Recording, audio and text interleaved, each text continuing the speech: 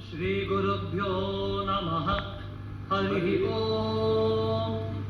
सहनावतु सहनौ भुनक्तु सह वीर्यं करवावहै तेजस्विनावधीतमस्तु मा विद्विषावहै। ॐ शान्ति शान्ति शान्तिः। শিষ্যগণ, পূর্বরাঙ্গ সমাপ্ত হল। তোমরা এখন যা কিছু শিখলে তা বারবার অনুশীলন করবে। এই নাটকে অনেক কিছু নতুন প্রয়োগ করা হয়েছে, সেগুলোর যাতে কোনো রকম ভুল ত্রুটি না হয় সে বিষয়ে খেয়াল রেখো। আমাদের প্রণাম গ্রহণ করুন মুনিবর। আশীর্বাদ করি, সদা সত্যের পথে থেকো। বলুন ঋষিগণ, কি প্রয়োজনে আপনাদের আগমন? হে মুনিবর, আপনি যবে থেকে নাট্যশাস্ত্র রচনা করেছেন তখন থেকে আমাদের মনে অনেক রকম প্রশ্ন উঠতে শুরু করেছে। সেই সমস্ত প্রশ্নের উত্তর জানতেই আপনার কাছে এসেছি। হে গুরুদেব, নাট্যশাস্ত্রের উৎপত্তি কিভাবে হয়েছিল আর এর সৃষ্টির কারণই বা কি ছিল? আপনি খুব সুন্দর একটা প্রশ্ন করেছেন। এই প্রশ্নের উত্তরই আমাদের জীবনের আসল সত্য অনুধাবনে সাহায্য করবে। ত্রেতা যুগে মনুষ্যগণ যখন কাম, ক্রোধ, লোভ ইত্যাদি প্রবৃত্তিতে আকৃষ্ট হয়ে ক্রমশ অধর্ম ও সংঘর্ষের পথে এগিয়ে যাচ্ছিল, তখন দেবরাজ ইন্দ্র ভগবান ব্রহ্মার কাছে প্রার্থনা করলেন, হে ভগবান, এমন কি কোনো শিল্পকর্ম নেই যা দেখিয়ে বা শুনিয়ে মনুষ্য জাতিকে সত্য ও ধর্মের পথে ফিরিয়ে আনা যায়? কিন্তু গুরুবর, আমরা তো জানি বেদই সমস্ত জ্ঞানের আধার। এতেই তো লুকিয়ে আছে জগতের সমস্ত রহস্য। তাহলে আরেকটি বেদের কি প্রয়োজন? কারণ এটি সকলের কাছেই সহজবোধ্য। এই নাটকই পারে, একমাত্র এই নাট্যশাস্ত্রই পারে এই মনুষ্য সমাজকে সত্য ও ধর্মের পথে ফিরিয়ে আনতে। আর এই কারণেই ভগবান ব্রহ্মা 4টি বেদের মূল তথ্য নিয়ে প্রথম রচনা করেছিলেন নাট্যশাস্ত্র। 4টি বেদের একই তথ্য, সেটা কি গুরুদেব?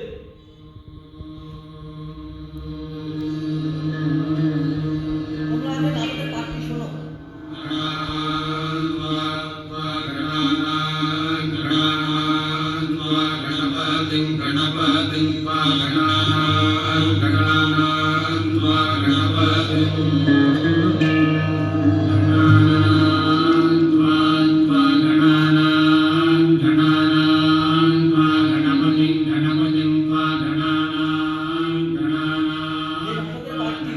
আপনারা শুনলেন, এটি ভগবান ঋগ্বেদ থেকে নিয়েছেন। এর গান ও সুর নেওয়া হয়েছে সামবেদ থেকে, এর অভিনয় নেওয়া হয়েছে যজুর্বেদ থেকে, আর নাট্যরস নেওয়া হয়েছে অথর্ববেদ থেকে।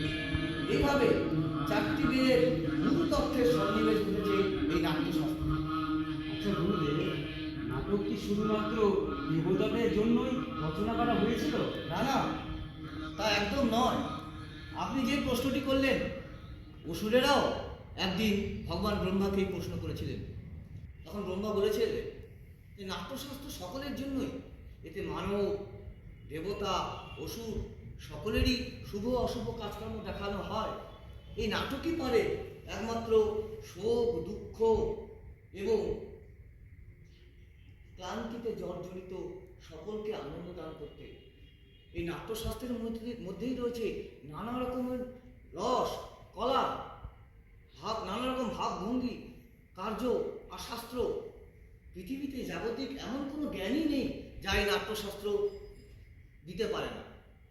সত্যি অদ্ভুত। সমস্ত কলার একত্রীকরণ, লৌকিক অলৌকিক সমস্ত প্রাণী জগতের ভাবের প্রতিনিধিত্ব করে এই নাট্যশাস্ত্র। একদম ঠিক বলেছেন ঋষিবর। সমস্ত কলার ওই সঙ্গম স্থল হলো এই নাট্যশাস্ত্র। সত্যি অদ্ভুত এই নাট্যকলা। যেমন মানুষের বেঁচে থাকতে শ্বাস প্রশ্বাসের প্রয়োজন, ঠিক তেমনি। আচ্ছা গুরুদেব, আমাদের সমাজ এই নাটককে ঠিকভাবে গ্রহণ করে না কেন? আর বেশিরভাগ মানুষই এই অপ্রয়োজনীয় মনে করে এই নাটককে, তা কেন গুরুদেব? দেখুন, আমি তো শিল্পী, নীতি নির্ধারক নই। শিল্পকর্মই আমার ধর্ম। আমাদের শিল্পের নীতি নির্ধারকদের মনে রাখা উচিত কিভাবে এই নাট্যশাস্ত্রকে, এই নাট্যকলাকে সমাজের সঙ্গে সম্পৃক্ত করা যায়, কিভাবে নাট্যশিল্পীদের উৎসাহ প্রদান করা যায়, সুযোগ করে দেওয়া যায়, সেদিকে তাদের ধ্যান দিতে হবে। এই নাট্যশাস্ত্রই একটা হচ্ছে কলাই না শুধুমাত্র, এটি হচ্ছে সমাজের দর্পণ।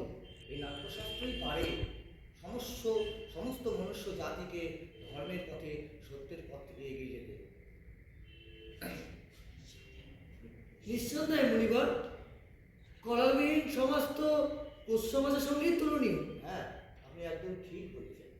আর এই কারণে ব্রহ্মা এই 4টি বেদ নিয়ে যে নাট্যশাস্ত্র রচনা করেছেন, আমি সেই নাট্যশাস্ত্রের নামকরণ করেছি পঞ্চম বেদ।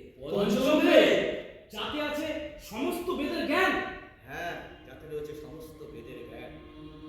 আশা করি এই সমাজ এই নাট্যশাস্ত্র এবং নাট্যশিল্পীদের যথাযথ মর্যাদা প্রদান করবে, যা তাদের প্রাপ্য। চলুন ঈশ্বর, আমরা সকলে মিলে প্রার্থনা করি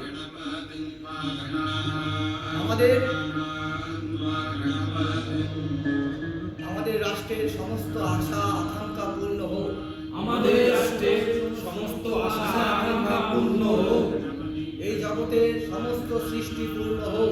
এই জগতের সমস্ত সৃষ্টি পূর্ণ হোক। এই আকাশ তলে ধরণী ফুলে ফলে ভরে উঠুক। এই আকাশ তলে ধরণী ফুলে ফলে ভরে উঠুক। সজ্জন সদা নির্ভীক থাকুক। সজ্জন সদা নির্ভীক থাকুক।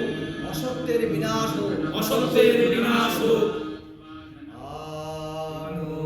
আনন্দলোকে মঙ্গলালোকে